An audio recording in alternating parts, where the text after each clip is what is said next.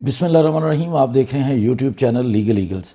आज जो हमारा टॉपिक है, हम सीखने जा रहे हैं शनाख्त परेड क्या होती है। उर्दू में इसको शनाख्त परेड कहा जाता है और इंग्लिश में आइडेंटिफिकेशन परेड कहा जाता है। ये शनाख्त परेड होती क्या है, इसकी ज़रूरत कब महसूस होती है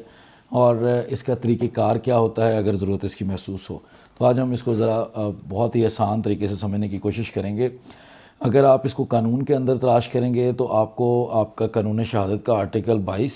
और इसके अलावा आपके जो हाई कोर्ट के रूल्स हैं उसका जो चैप्टर 11 है वॉल्यूम 3 में, उसका चैप्टर जो सी है वो शनाख्त परेड से मुतल्लिक़ इसकी गाइडलाइंस फ्राहम करता है आपको। उसके अलावा आपका जो तरीक़ेकार जो अडॉप्ट किया जाना है वो पुलिस रूल्स 1934 हैं। उसका आगे एक पार्ट है 26। उस 26 में उसका जो 32 पॉइंट है वो इसको एक्सप्लेन करता है कि क्या तरीक़ेकार होगा अगर शनाख्त परेड की ज़रूरत महसूस होगी। अब शनाख्त परेड की ज़रूरत महसूस क्यों होती है, उसका तरीक़ेकार क्या होता है, अब हम इस वक्त ये समझने की कोशिश करेंगे। शनाख्त परेड बेसिकली मतलूब होती है जब कोई आपका केस है क्रिमिनल, कोई फ़ौजदारी मुकदमा जिसको क्रिमिनल केस कहा जाता है, उसमें अगर कोई ऐसा मुकदमा दर्ज होता है जो कोई अननोन या नामालूम मुल्ज़मान के ख़िलाफ़ होता है, और जैसे डकैती, राहज़नी की वारदात, उसके अंदर कत्ल की वारदात भी हो सकती है, जिसमें जो मुद्दई होता है उसको अपने मुल्ज़मान का नाम या उनकी शनाख्त नहीं पता होती, सिवाय इसके कि कोई थोड़ा बहुत उनका हुलिया वो बता सकता है। इसके अलावा अगर उनको किसी चीज़ का इल्म नहीं होता तो ऐसी सूरत में शनाख्त परेड की ज़रूरत महसूस होती है। अगर कोई डकैती का मुकदमा दर्ज हुआ है, कोई ऐसा राहज़नी का वाक़या हुआ है जिसकी FIR मुद्दई करवाता है और बताता है कि हम ये लोग थे, हम जा रहे थे और हमारे साथ इस तरह से ये वारदात हुई, और वारदात करने वालों को हम सामने आने पे पहचान सकते हैं और साथ वो उनका हुलिया एक्सप्लेन करते हैं कि हम उनको उनके नाम से या उनके जो प्रॉपर आइडेंटिटी होती है, शनाख्त होती है, उससे तो नहीं जानते, लेकिन वो बंदे इस कद काट के थे, उनका ये रंग था, या जो भी हुलिया उन्होंने जो लिबास जिस तरह का ओढ़ा हुआ था, उनके चेहरे पे जो भी उनको कोई निशान नज़र आया या कुछ, लेकिन और साथ वो ये कहते हैं कि जी हम उनको जब वो हमारे सामने आएंगे तो हम पहचान सकते हैं। तो पुलिस एक मुकदमा दर्ज कर लेती है नामालूम मुल्ज़मान के ख़िलाफ़, क्योंकि पुलिस की तो ड्यूटी है कि वो मुकदमा तो लाजमी दर्ज करेंगे। जब मुकदमा ऐसा दर्ज हो जाता है तो उसके बाद जब कभी पुलिस को उस शनाख्त से, उस हुलिये से मिलते जुलते लोग मिलते हैं, कोई मुल्ज़मान किसी और केस में किसी भी तरह से कोई गिरफ़्तार होता है, तो पुलिस उस बंदे को बुला लेती है कि अब आप आएँ और आप अपना जो है वो मुल्ज़म जो आपने हमें एक FIR दर्ज करवाई थी जिसके मुताबिक आपके साथ इस शनाख्त के बंदे ने वारदात की थी, अब उसको आके पहचान लें। अब बज़ाहिर ये बड़ा सिंपल नज़र आता है कि पुलिस ने बंदा गिरफ़्तार किया और पुलिस ने उसको बुला के मुद्दई को और गवाहान को कि आप शनाख्त कर लें। तो ये शनाख्त परेड का जो तरीक़ेकार है वो हमारा कानून थोड़ा सा मुख्तलिफ़ तरीके से उसको बयान करता है,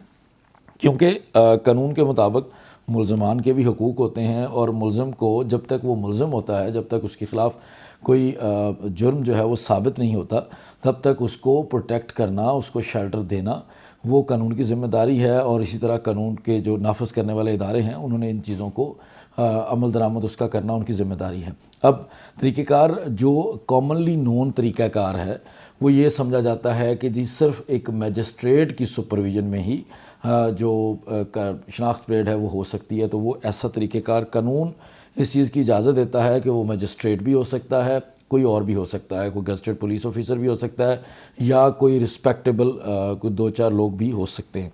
इसके अलावा कानून में जो एक थोड़ी सी मिसकंसेप्शन ली जाती है कि जी शनाख्त परेड के लिए कानून सिर्फ ये है कि वो जेल में होगी, तो वो भी ऐसा नहीं है। हाल ही में सुप्रीम कोर्ट ने एक फ़ेडरल शरीयत कोर्ट के हवाले से एक मुकदमा था जिसमें फ़ेडरल शरीयत कोर्ट के फ़ैसले को सुना जा रहा था, तो उसमें सुप्रीम कोर्ट के जजेस ने ये क्लियर कर दिया है कि अगर शनाख्त परेड जो है वो जेल के अलावा किसी जगह होती है, थाने में होती है या कोई और थाने जैसी जगह, या जहाँ पे वो जो वक्ती तौर पे जो ऑफिसर इंचार्ज था उसने मुनासिब समझा, तो वो शनाख्त परेड भी सही तस्वर की जाएगी। اب تھوڑا قانون کے حساب سے ہم سمجھ لیتے ہیں کہ شناخت پریڈ کا طریقہ کار کیا ہوگا۔ شناخت پریڈ جیسے ہی پولیس کوئی ایسے ملزمان کو گرفتار کرے گی جن کی شناخت کروانا مطلوب ہوگا اور وہ کسی ایسے مقدمے میں مطلوب ہوں گے جس میں نامعلوم ملزمان کے خلاف جو FIR درج ہوگی، تو پولیس فوری طور پہ پہلے تو یہ کرے گی کہ وہ میجسٹریٹ سے اجازت لے گی کہ ہمیں اس چیز کی اس بندے کی شناخت پریڈ کروانی ہے، اور اگر بہت زیادہ ارجنسی ہوگی تو وہ خود سے بھی اس عمل کو عمل کر سکتے ہیں، خود سے بھی اس شناخت پریڈ کو مکمل کر سکتے ہیں۔ اور اس میں جو سب سے ضروری چیز، جیسے میں نے آپ کو پہلے کہا کہ ملزمان کے بھی حقوق ہوتے ہیں، تو پولیس کی یہ ذمہ داری ہے کہ وہ اس بندے کی شناخت کو جب تک شناخت پریڈ ہو نہیں جاتی اس کو محفوظ رکھے گی، یا اس بندے کو اس طرح سے کور کر کے رکھے گی۔ اگر وہ کہیں کورٹ میں پیش کر رہا ہے تو اس کے چہرے پہ، جیسے آپ نے اکثر مقدمات میں ٹی وی میں دیکھا ہوگا کہ کسی بندے کو عدالت میں پیش کرنے کے لیے لے کے جایا جا رہا ہے اور وہ بندے کا چہرہ جو ہے نا اس کو کور کیا جاتا ہے ماسک سے، کیونکہ ان کی شناخت پریڈ ابھی ہونی ہے، ابھی وہ بندہ اس کیس میں ملزم ہے بھی یا نہیں، اس چیز کا تعین ابھی ہونا ہے، تو اس کو بڑے محفوظ طریقے سے عدالت تک لے کے جایا جائے گا۔ اس کی شناخت کو ایسے ہی مدعی یا گواہان کو پہلے نہیں دکھایا جائے گا۔ اچھا، اس کے بعد یہ ہے کہ جب اجازت ہو گئی یا انہوں نے خود سے وہ ڈیسائیڈ کر لیا تو ان بندوں کو بلایا جائے گا، اور ان بندوں کے سامنے اس اکیلے بندے کو کھڑا نہیں کرنا جو ملزم ہے، جو سسپیکٹ ہے، جو آپ کا ہو سکتا ہے ملزم ہے جس کو ہم کہہ رہے ہیں، وہ بندے کو اکیلے کھڑا نہیں کرنا۔ جس قد و قامت کا، جس شناخت کا وہ بندہ ہے، اسی شناخت کی 9 سے 10 ڈمیز کو ارینج کرنا ہے۔ ڈمیز اسی طرح کے لوگ ہوں گے، اسی طرح کی شناخت کے لوگ ہوں گے، ان لوگوں کو اسی قد و قامت کے ہوں گے، اسی رنگ کے ہوں گے، ان کے اگر کوئی کسی کی داڑھی ہے تو داڑھی والے لوگ ہوں گے، اگر کوئی صرف مونچھوں والا ہے تو مونچھوں والے لوگ ہوں گے، اگر کلین شیو ہے تو وہ کلین شیو لوگ ہوں گے۔ اس کے علاوہ ان لوگوں کو ان کے اگر کوئی چوٹ لگی ہے، کوئی زخمی ہے، تو اسی طرح کی فرضی جو ہے نا وہ بینڈیج وغیرہ کر کے جو ڈمیز ہوں گی ان کو بھی کھڑا کیا جائے گا۔ اب جب ان لوگوں کو کھڑا کیا جائے گا تو ملزم کو ایک اور رائٹ دیا جاتا ہے کہ ہم تو آپ کو یہاں کھڑا کر رہے ہیں، لیکن آپ اگر اپنی لائن میں، اس پوری لائن میں اپنی ترتیب بدلنا چاہتے ہیں تاکہ آپ کو کوئی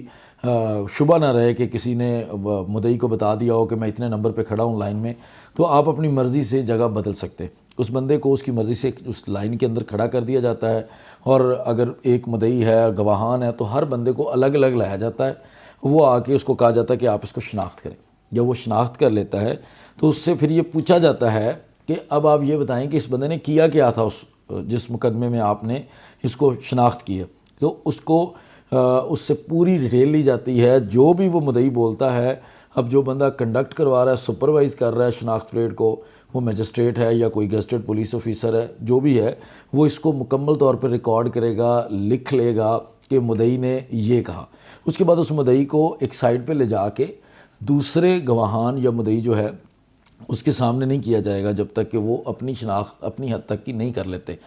اس کو ایک سائڈ پہ کر دیا جائے گا، اب دوسرے بندے کو شناخت کروایا جائے گا۔ اسی طرح سب لوگوں کی شناخت ہو جانے کے بعد وہ ایک پرفارما جو ہے وہ فل ہو جائے گا، اور اس پرفارمے کو پھر آپ اس کے مطابق کورٹ کے اندر وہ اپنا کیس سبمٹ کر دے گی، جو بھی لا انفورسمنٹ ایجنسی ہوگی اس وقت۔ اب جو اس میں جو لاجک کیا تھی کہ کس وجہ سے کہا جاتا ہے کہ میجسٹریٹ ہی سپروائز کرے، میجسٹریٹ کو ہی جانا چاہیے۔ سپریم کورٹ نے بھی 2019 میں ایک ایسا کیس سپریم کورٹ کے سامنے آیا جو فارمر چیف جسٹس تھے آصف سعید کھوسہ صاحب ان کے سامنے، جس میں شناخت پریڈ میں ایک سے زیادہ ملزمان تھے اور ان ملزمان کو اکٹھا کھڑا کر کے ان کی شناخت کروا دی گئی۔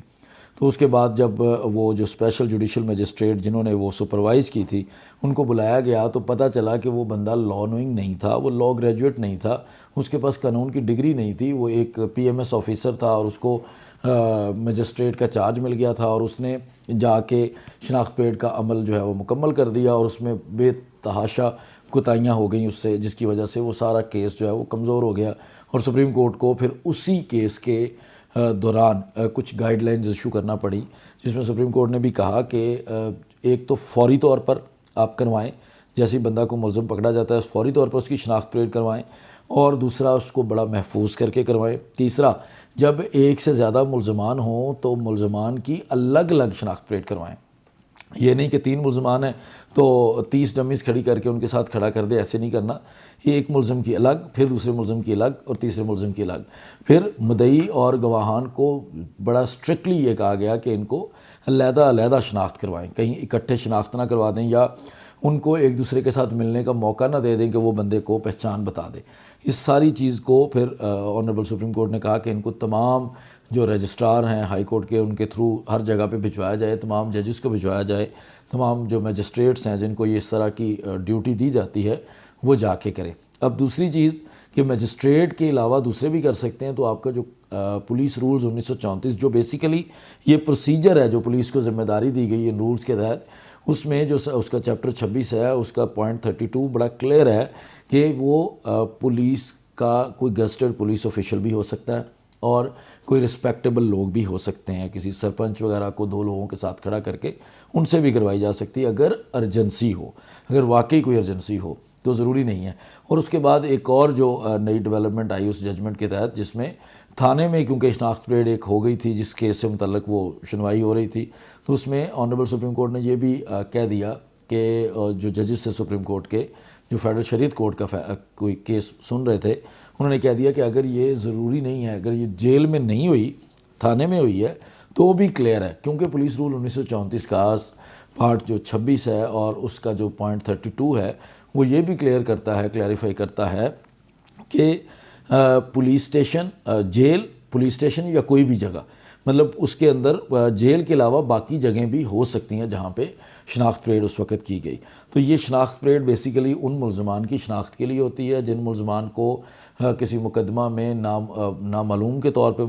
نامعلوم کے طور پر ملوث کیا جاتا ہے، اور ان کی پہچان کے لیے بعد میں جب کوئی پکڑا جاتا ہے تو شناخت پریڈ کے عمل کے ذریعے ان کو کیس کے اندر نامزد کیا جاتا ہے. تو یہ بڑا بریفلی سا جو ہم نے شناخت پریڈ کو سمجھا. اس کا قانون میں دوبارہ ریپیٹ کر دیتا ہوں. آپ کا آرٹیکل 22 ہے قانون شہادت، جس کے تحت ہماری شہادت ہوتی ہے، ایویڈنس ہوتی ہے کیسز میں. اس کے بعد آپ کا جو ہائی کورٹ ہے،